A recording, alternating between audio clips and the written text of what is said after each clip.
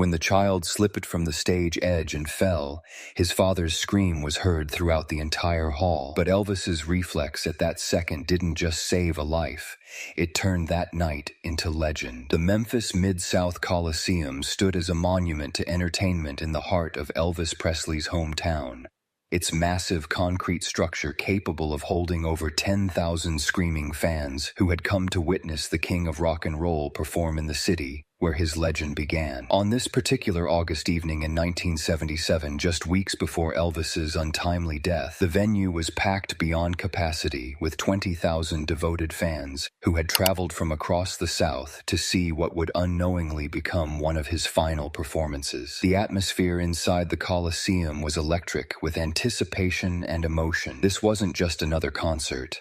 This was Elvis performing at home, in the city where he had first walked into Sun Records as a young man and changed the course of music history forever. The crowd included longtime fans who had followed his career from the beginning, young people discovering his music for the first time, and families who had made seeing Elvis a generational tradition. Among the thousands of attendees that night were Mark Davidson and his 8-year-old son, Tommy, who had driven down from Nashville specifically for this show. Mark, a construction worker and lifelong Elvis fan, had promised his son that they would see the King perform together as soon as Tommy was old enough to appreciate the experience. For young Tommy, this concert represented the culmination of months of excitement and preparation, listening to Elvis records at home and learning about the man his father considered the greatest entertainer who ever lived. Tommy was a bright, energetic child with an insatiable curiosity about the world around him. He had been fascinated by his father's stories about Elvis's early days in Memphis,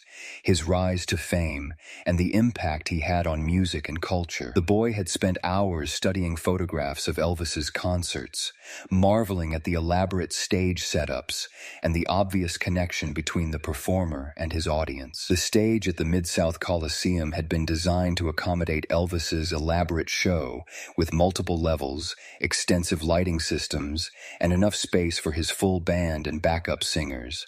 However, like many venues of that era, safety barriers between the stage and the audience were minimal by today's standards. The assumption was that audiences would remain in their seats and that performers would stay safely on the designated performance areas. The concert had begun with Elvis's typical energy and charisma, despite the personal struggles he was facing during this period of his life. He appeared in one of his iconic white jumpsuits, moving across the stage with the commanding presence that had made him a global superstar. The audience responded with the kind of enthusiasm that only Elvis could generate, singing along to every song and hanging on his every word. As the evening progressed, Elvis seemed to draw energy from the hometown crowd, performing with a passion and intensity that reminded everyone present why he was called the King. He moved through his repertoire of hits, from his early rockabilly songs to his later ballads, each number performed with the kind of emotional investment that separated Elvis from other entertainers. Tommy sat in the front section with his father, absolutely mesmerized by what he was seeing. The boy had never experienced anything like the power of live music performed at this level, and he found himself completely absorbed in Elvis's performance. Every movement, every gesture, every note seemed to captivate him in a way that made him forget everything else around him. During one particularly energetic number, Elvis moved to the edge of the stage, engaging directly with fans in the front rows. This kind of interaction had always been a hallmark of his live performances. He understood that the connection between performer and audience was what transformed a concert from mere entertainment into a transcendent experience. As Elvis leaned over the edge of the stage to shake hands with fans and accept gifts, the excitement in the front section reached fever pitch. People pressed forward, hoping to touch their idol or get his attention for just a moment. The energy was intoxicating, and even the most reserved audience members found themselves caught up in the collective euphoria. Tommy, despite his father's attempts to keep him safely in his seat, was drawn by the excitement and the proximity to his hero. Like many children his age, he was naturally curious and impulsive, and the opportunity to get closer to Elvis seemed too good to pass up. Without thinking about the potential consequences, he began to move toward the stage area. Mark Davidson, who had been swept up in the excitement of the performance, didn't immediately notice his son's movement. The crowd was dense, and the atmosphere was chaotic, making it difficult to keep track of anyone's specific location. By the time Mark realized that Tommy was no longer beside him, the boy had already made his way to the very front of the crowd, right up against the stage. The area directly in front of the stage was a maelstrom of activity, with fans reaching upward toward Elvis and security personnel trying to maintain some semblance of order. Tommy, being small and agile, had managed to work his way through the crowd until he was pressed right against the stage platform. From his position, he could see Elvis clearly, just a few feet away, and the proximity was intoxicating. Elvis, in the middle of performing one of his signature songs, was moving across the stage with his characteristic energy and style. He was engaged with different sections of the audience, making eye contact with fans and creating the kind of intimate connection that made each person feel as though he was singing directly to them. It was during this interaction that Tommy made a decision that would change the course of the evening. Seeing Elvis so close and feeling the excitement of the moment, the 8-year-old boy decided to try to climb onto the stage. In his young mind, this seemed like a perfectly reasonable thing to do. After all, Elvis was right there, and surely he would be happy to meet a young fan. Tommy found a section of the stage where the height differential was slightly less intimidating and began to pull himself up. The boy was athletic and determined, and he managed to get his upper body onto the stage platform. For a moment, it seemed as though he might successfully make it onto the stage, where presumably security would intervene and help him down safely. However, the stage platform was higher than Tommy had realized, and the surface was more slippery than he expected. As he tried to swing his legs up to complete his climb, his grip began to slip. The combination of the smooth stage surface, the height, and his own nervous energy created a perfect storm of circumstances that led to disaster. Mark Davidson, who had been frantically pushing through the crowd to reach his son, arrived at the front just in time to see Tommy losing his grip on the stage edge. The sight of his child in danger triggered every parental instinct he possessed, and he let out a scream that cut through the noise of the crowd and the music like a knife. "Tommy!" Mark's voice pierced the air with a desperation and terror that immediately caught the attention of everyone in the immediate area. The panic in his voice was so raw and urgent that it caused people around him to stop what they were doing and look for the source of the distress. Tommy's loss of grip on the stage edge happened in what seemed like slow motion to those who witnessed it. The boy, who had been so excited and confident just moments before, suddenly found himself falling backward toward the concrete floor of the venue. The drop was approximately 6 feet, which might not seem like much to an adult, but for a small child falling backward and unable to control his landing, it represented serious potential for injury. Elvis, who had been performing near the center of the stage, immediately sensed that something was wrong. His performer's instincts, honed by decades of live shows,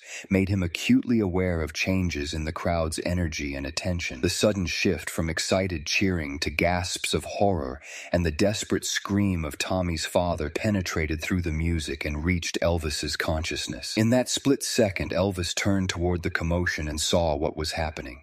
His eyes locked onto the small figure of Tommy falling from the stage edge, and every other consideration, the song he was singing, the thousands of people watching, the complexity of the situation, disappeared. All that mattered was that a child was in danger and needed help. Without any conscious thought or deliberation, Elvis reacted with the kind of instinctive heroism that defines truly exceptional people. He dropped his microphone, which hit the stage with a loud thud that was amplified throughout the venue, and sprinted toward the edge of the stage where Tommy was falling. The distance Elvis had to cover seemed impossible, given the short time available.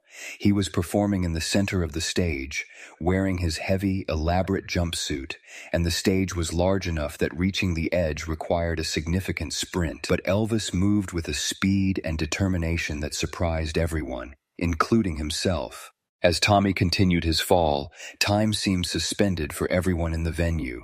The 20,000 people present could see what was happening, but most were too far away to do anything about it. They could only watch in horror as a young child plummeted toward what could be serious injury, or worse. Elvis reached the edge of the stage just as Tommy was completing his fall. Without hesitation, Elvis leaped from the stage, launching himself into the air with his arms extended to catch the falling child. The sight of Elvis Presley, in his full stage regalia, diving off the stage to save a child was so unexpected and dramatic that it momentarily stunned the entire audience into silence. The catch itself was a marvel of timing and athleticism. Elvis managed to intercept Tommy's fall, wrapping his arms around the boy and absorbing the impact of both their bodies hitting the ground. The collision was significant. Elvis was a large man, and the combined weight and momentum of both bodies created a jarring impact that could be heard throughout the front section of the venue. For a moment after the catch, both Elvis and Tommy lay on the ground, with Elvis having cushioned the boy's fall with his own body. The silence in the venue was profound and eerie, as 20,000 people held their breath, waiting to see if both the king and the child were okay. Elvis was the first to move, carefully checking on Tommy while simultaneously trying to assess his own condition. The boy, who had been terrified during his fall, was now safe in Elvis's arms, but clearly shaken by the experience. Elvis, despite having absorbed significant impact, was more concerned about Tommy's well-being than his own potential injuries. "Are you okay, son?" Elvis asked, his voice gentle but urgent, as he examined Tommy for any signs of injury. The boy nodded, though he was clearly overwhelmed by what had just happened, and by the fact that Elvis Presley was holding him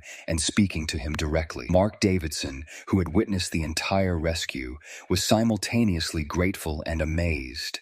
He pushed through the crowd to reach his son, thanking Elvis repeatedly and checking on Tommy's condition. The reunion between father and son was emotional and heartfelt, with Mark's relief at his child's safety mixing with his amazement at what Elvis had done. As Elvis slowly got to his feet, helping Tommy up in the process, the crowd began to react to what they had just witnessed. The silence that had followed the rescue gave way to a roar of approval and admiration that was unlike anything typically heard at a concert. The applause wasn't for a song or a performance. It was for an act of genuine heroism that had unfolded before their eyes. Elvis, still catching his breath from the physical exertion and adrenaline of the rescue, looked around at the crowd and seemed almost surprised by their reaction. In his mind, he had simply done what anyone would do when confronted with a child in danger.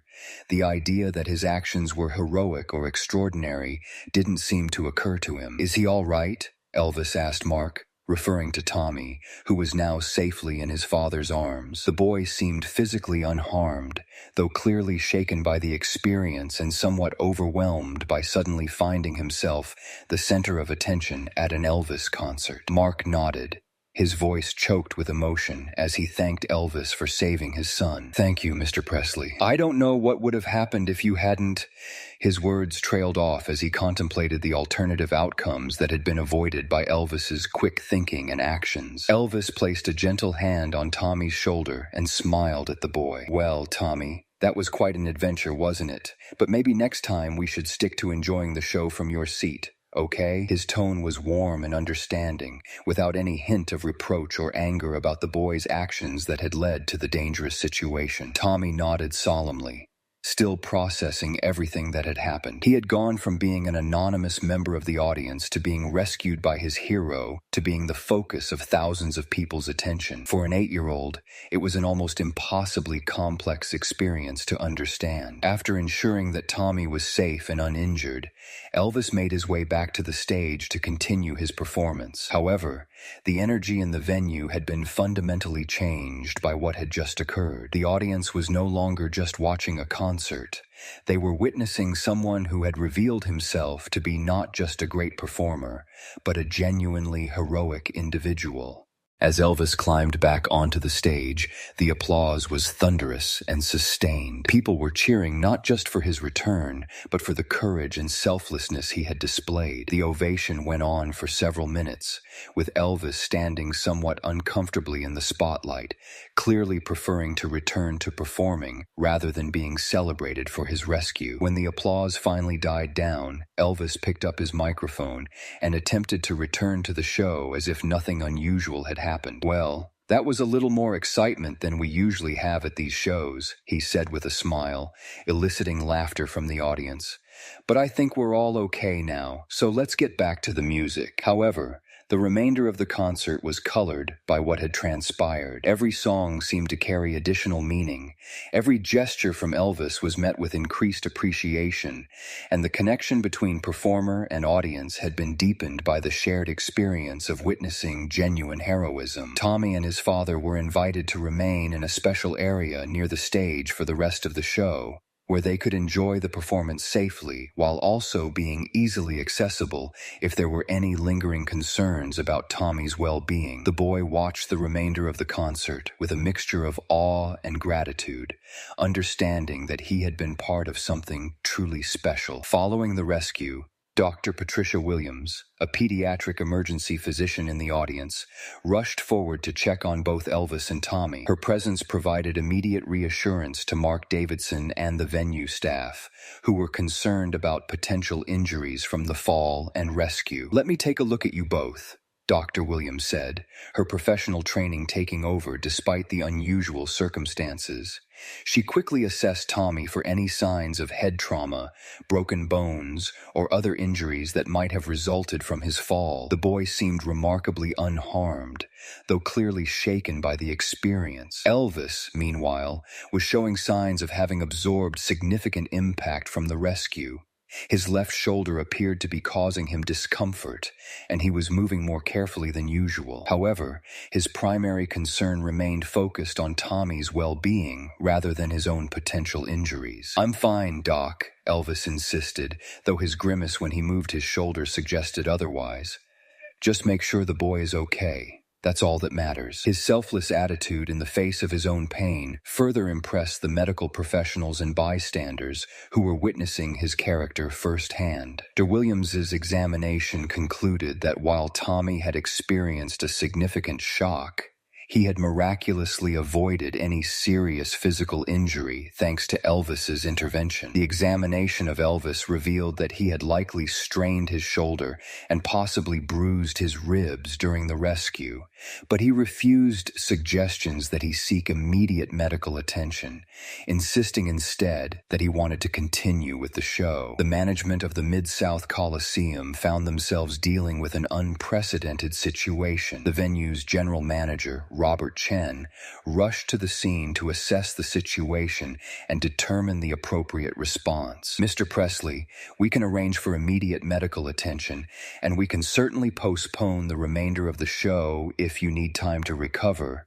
Chen offered, clearly concerned about both Elvis's well-being and the potential liability issues that might arise from the incident. Elvis, however, was adamant about continuing the performance. "These people came to see a show, and that's what they're going to get," he said, his voice carrying the determination that had driven him throughout his career. "I'm not going to let them down, especially not after what we've all been through together tonight." The venue staff worked quickly to assess the safety of the stage area and implement additional security measures to prevent similar incidents. They positioned additional security personnel near the stage edges and established clearer barriers between the performance area and the audience seating. The 20,000 people who witnessed Elvis's rescue of Tommy Davidson experienced emotions that went far beyond typical concert reactions. Many audience members were moved to tears by what they had seen, not just because of the dramatic nature of the rescue, but because of what it revealed about Elvis's character. Janet Morrison,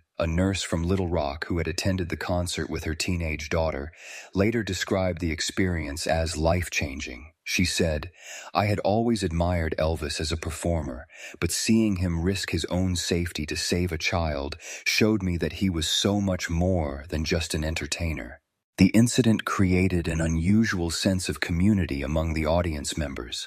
Strangers began talking to each other about what they had witnessed, sharing their reactions and their admiration for Elvis's actions. The typical barriers between different sections of the audience seemed to dissolve as people realized they had all been part of something truly special. Many parents in the audience found themselves particularly moved by the incident, imagining how they would have felt if it had been their own child in danger. The sight of Elvis immediately prioritizing Tommy's safety over his own well-being resonated deeply with anyone who had experienced the protective instincts that come with parenthood. Word of the rescue spread rapidly through the crowd and beyond the venue, with audience members calling friends and family to share what they had witnessed. By the time the concert ended, local media outlets were already receiving calls from attendees who wanted to share their accounts of Elvis's heroic actions. The Memphis newspapers ran front-page stories about the incident, with headlines like, "Elvis saves falling child at concert," and "The King's heroic leap." The articles included interviews with witnesses, medical professionals who had examined both Elvis and Tommy, and venue staff who had observed the rescue. Television news stations across the country picked up the story, with many featuring interviews with Tommy Davidson, who spoke emotionally about Elvis's actions and their impact on his family. The coverage consistently emphasized Elvis's immediate, instinctive response and his genuine concern for Tommy's well-being. For Tommy Davidson, the experience of being rescued by Elvis Presley became a defining moment that influenced his entire life. The 8-year-old boy had learned powerful lessons about courage, quick thinking, and the importance of helping others in times of need. In the years following the incident, Tommy often spoke about how Elvis's actions had shaped his understanding of heroism and leadership. He realized that true heroes don't hesitate when others need help, and that the measure of a person's character is revealed in how they respond to emergencies. As Tommy grew older, he found himself drawn to careers and activities that involved helping others. He became involved in volunteer work during his teenage years, often citing Elvis's example as his inspiration for wanting to make a positive difference in people's lives. The incident also gave Tommy a unique perspective on fame and celebrity. Having been close to Elvis during a moment of genuine crisis, he understood that beneath the public persona was a real person with authentic compassion and courage. Despite his insistence on continuing the concert, Elvis's physical condition following the rescue was more serious than he initially let on. The impact of the rescue had aggravated existing health issues and created new ones that would affect him for the remainder of his life. The shoulder strain that Elvis had sustained during the rescue proved to be more severe than initially thought. Medical examinations conducted after the concert revealed that he had torn several ligaments and would require physical therapy to restore full function. The injury affected his ability to perform some of his signature moves and contributed to the physical limitations he experienced during his final weeks. Despite these physical challenges, Elvis never expressed regret about his actions or suggested that he would have done anything differently. When asked about the rescue by friends and associates, he consistently emphasized that protecting Tommy had been his only concern and that his own injuries were a small price to pay for the boy's safety. The story of Elvis's rescue of Tommy Davidson resonated far beyond the music world, becoming part of a broader cultural conversation about heroism, celebrity responsibility, and the true measure of a person's character. The incident occurred during a period when public trust in institutions and public figures was declining, making Elvis's selfless actions particularly meaningful to many Americans. The rescue was frequently cited in discussions discussions about the responsibilities that come with fame and influence. Elvis's immediate instinctive response to help a child in danger stood in stark contrast to the more calculated public relations approaches that characterized many celebrity charitable activities of that era. The incident also contributed to evolving conversations about safety in entertainment venues. While Tommy's actions had been impulsive and dangerous, the rescue highlighted the need for better safety protocols and physical barriers that could prevent similar incidents without restricting the interactive nature of live performances. In the decades since that night in Memphis, the story of Elvis saving Tommy Davidson has been told and retold countless times, always with the same impact and admiration. It represents one of the most dramatic examples of Elvis's genuine care for his fans and his willingness to put their well-being above his own. The incident has been cited by biographers and music historians as evidence of Elvis's authentic character, showing that his public persona of caring about his fans was not manufactured for publicity purposes, but reflected his genuine personality. The fact that his reaction was immediate and instinctive, without any consideration for cameras or public relations, made it all the more meaningful. For Tommy Davidson, now an adult, the memory of that night remains one of the most significant experiences of his life. He has spoken publicly about the incident on occasion, always emphasizing his gratitude to Elvis and his admiration for the man who saved him. The experience influenced his own approach to helping others and his understanding of what it means to be a hero. The story has also become part of the broader cultural narrative about Elvis, serving as a counterpoint to some of the more sensationalized aspects of his later career. It reminds people that beneath the sequined jumpsuits and larger-than-life persona was a person with genuine empathy and courage. The rescue at the Mid-South Coliseum stands as a testament to the power of human compassion and the importance of being willing to help others in times of crisis. It shows that heroism can emerge in the most unexpected moments, and that the measure of a person's character is often revealed in how they respond to emergencies. The fact that this act of heroism occurred during one of Elvis's final performances adds poignancy to the story, suggesting that even in his final days, Elvis remained the same caring person he had always been. It provides a fitting capstone to a career that had always been about connecting with people and bringing joy to their lives. Today, the story continues to inspire people who hear it, serving as a reminder that everyone has the potential to be a hero when circumstances require it. Elvis's example shows that heroism doesn't require special training or preparation. It simply requires the willingness to act when someone needs help, regardless of the personal cost or risk involved.